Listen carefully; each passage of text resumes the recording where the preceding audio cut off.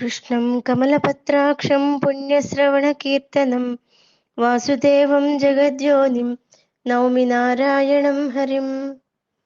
కృష్ణాయ వాసుదేవాయ హరయే పరమాత్మనే ప్రణతక్లేశనాశాయ గోవిందాయ నమో నమః. యదక్షరం వేదవిదో వదంతి విశంతి యద్యతయో వీతరాగాః యదిచ్ఛంతో బ్రహ్మచర్యం చరంతి తత్తే పదం సంగ్రహేణ ప్రవక్ష్యే. ఈ శ్లోకంలో ఇంకొకసారి పరమాత్మ పదము లేదా మోక్ష స్థానాన్ని గురించి సంక్షిప్తంగా తెలియజేస్తున్నాడు. అర్జునుడికి ఉపదేశం చేస్తున్న సమయం యుద్ధ సమయం కాబట్టి విశేషించి చెప్పటానికి అవకాశం లేదు. అందుచేత వేదముల యొక్క సారాన్ని అంతటినీ పిండి సంక్షిప్తంగా తెలియజేస్తున్నాడు. పరబ్రహ్మ పదం ఎలాంటిదంటే వేదవేత్తలు దానిని నాశనము లేనిది అని చెప్పారు. ప్రపంచంలోని సమస్త పదార్థాలు నాశనములే, క్షణికములే.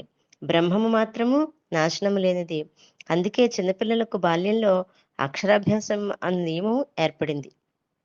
అంటే అక్షరము అంటే నాశనము లేనిది, పరబ్రహ్మము అని పిల్లలకు నేర్పించటమే అక్షరాభ్యాసం. అక్షరాభ్యాసం ఓం నమః అని ఓంకారంతో మొదలు పెడతారు. అయితే అటువంటి పరమాత్మ పదాన్ని ఎవరు ప్రవేశిస్తారు అనే ప్రశ్నకు కూడా సమాధానం ఇక్కడ చెప్పబడింది. రాగద్వేషాలు లేనివాళ్ళు, కామక్రోధాదులు వంటి దుర్వాసనలు లేనివాళ్ళు, స్వచ్ఛమైన పరిశుద్ధమైన మనస్సు ఉన్నటువంటి వాళ్ళు మాత్రమే ఆ మోక్ష సాధనంలో ప్రవేశిస్తారట.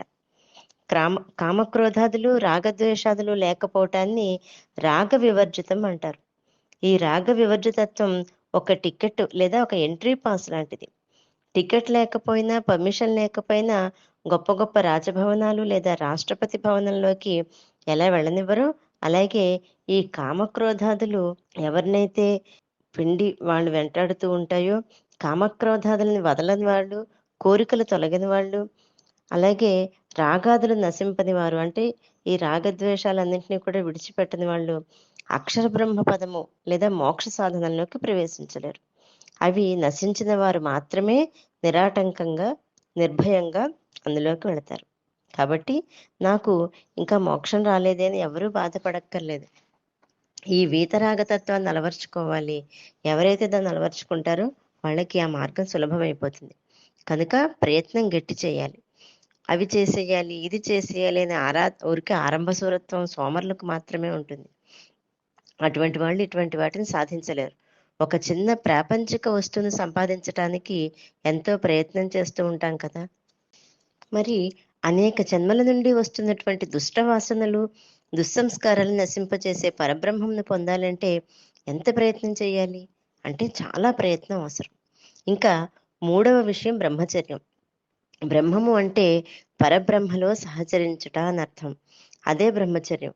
అంతేకాని బ్రహ్మచర్యము అంటే సామాన్యంగా జనులకు ఉన్నటువంటి అభిప్రాయం మాత్రము కాదు. మనస వాచ కర్మణ విషయముల యందు సంపర్కం లేకపోవటమే బ్రహ్మచర్యం. ఈ విధంగా బ్రహ్మోపాసన ఎంత ముఖ్యమైనదో భగవానుడు తెలియజేస్తున్నాడు. జై గురుదత్త.